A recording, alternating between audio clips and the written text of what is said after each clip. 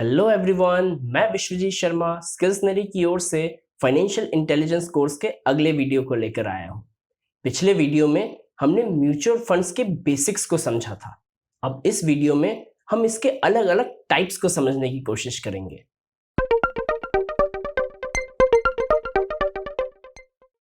Mutual funds के कई categories और सब कैटेगरीज मौजूद हैं।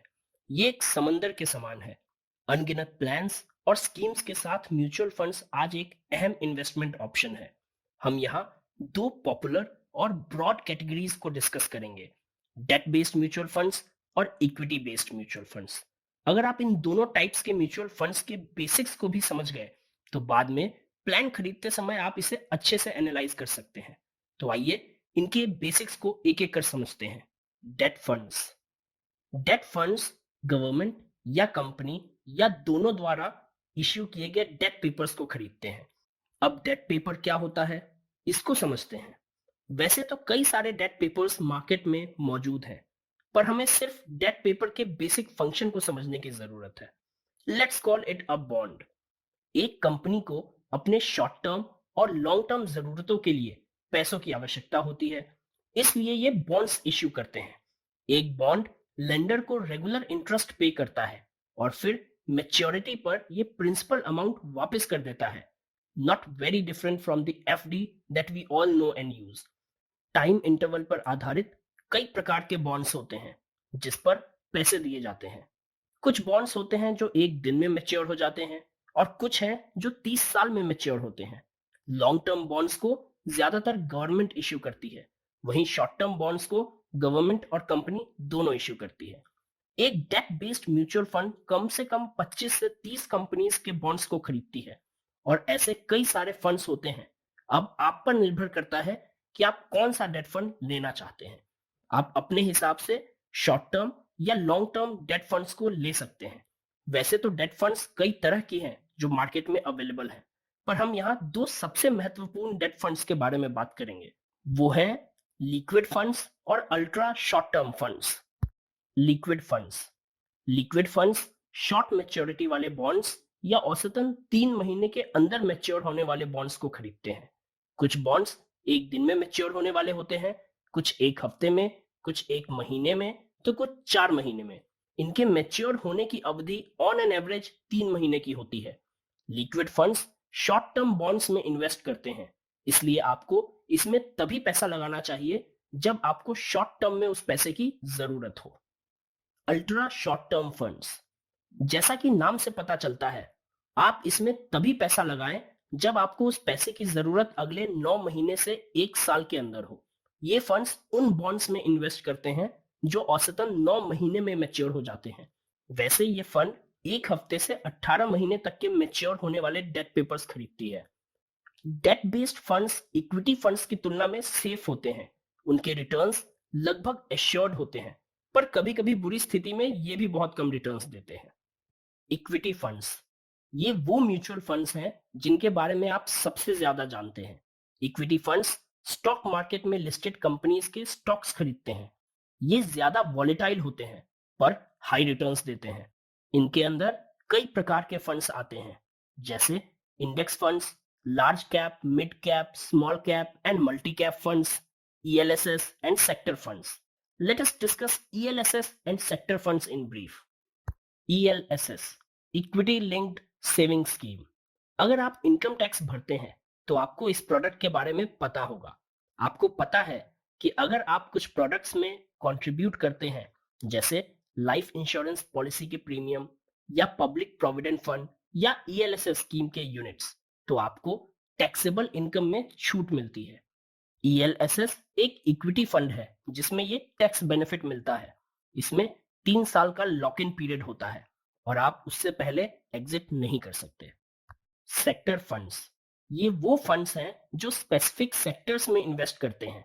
उदाहरण के लिए टेक्नोलॉजी बेस्ड सेक्टर फंड सिर्फ टेक कंपनीज के स्टॉक्स खरीदते हैं।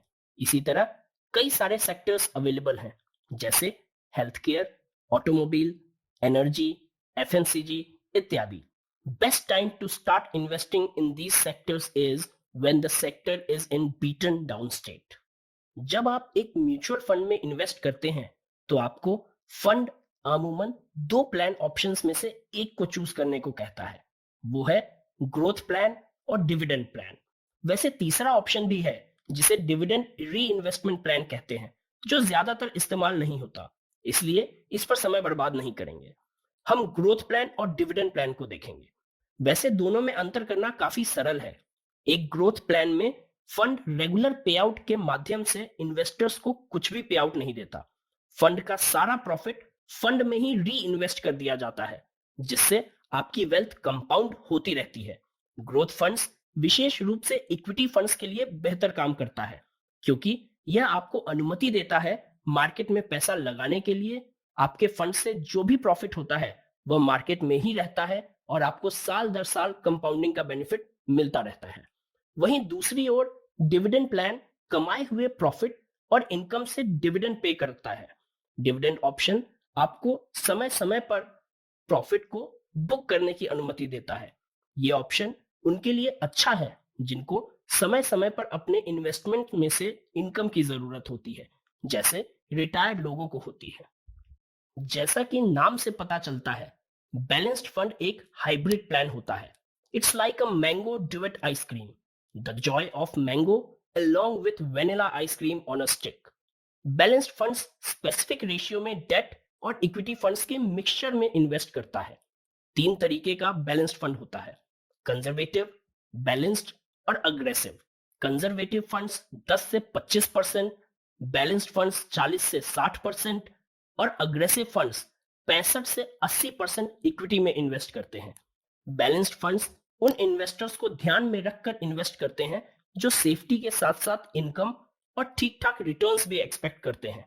Balanced funds are a great first investment to make in order to test equity funds. SIP क्या होता है?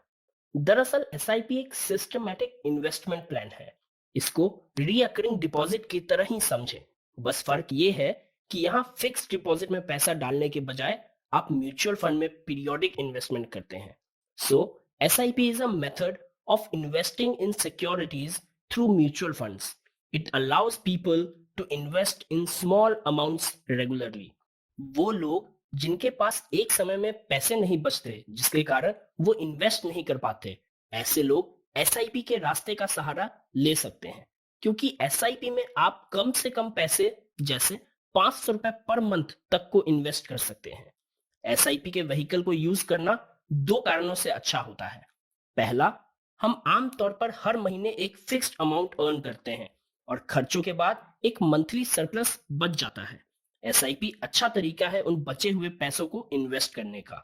रेगुलर इन्वेस्टमेंट्स की हैबिट को बनाने के लिए एसआईपी एक अच्छा और उपयोगी रास्ता है। और दूसरा, एसआईपी के द्वारा रेगुलर इन्वेस्टमेंट्स लॉस के रिस्क को भी कम कर देता है। कैसे? क्योंकि कोई फर्क नहीं पड़ता कि कीमतें बढ़ रही हैं या घट रही हैं। अच्छा एसआईपी अपने इन्वेस्टर्स के लिए अच्छा रिटर्न निकाल ही लेता है। सिर्फ एक ही कंडीशन है, लंबे समय तक इन्वेस्ट करते रहिए, अमूमन 5 से 10 साल तक। म्यूचुअल फंड्स के बारे में और भी कई बातें डिस्कस की जा सकती हैं, पर हम हमारा डिस्कशन यहीं तक सीमित करते हैं, क्योंकि एक न्यू कमर को म्यूचुअल फंड्स के बारे में इतनी जानकारी काफी है। अगर आप और जानना चाहते हैं तो जो आपने यहाँ सीखा है उसके रेफरेंस से गूगल कर सकते हैं। हालांकि आप और अच्छे से तब समझेंगे जब आप म्यूचुअल फंड्स में इन्वेस्ट करना शुरू कर देंगे। इस कोर्स को कंक्लूड करने से पहले मैं आपके लिए 2 बोनस कंटेंट लेकर आया हूं। So let us watch the first one in the next video. I also request you to like and share the video and also subscribe the channel if you have not.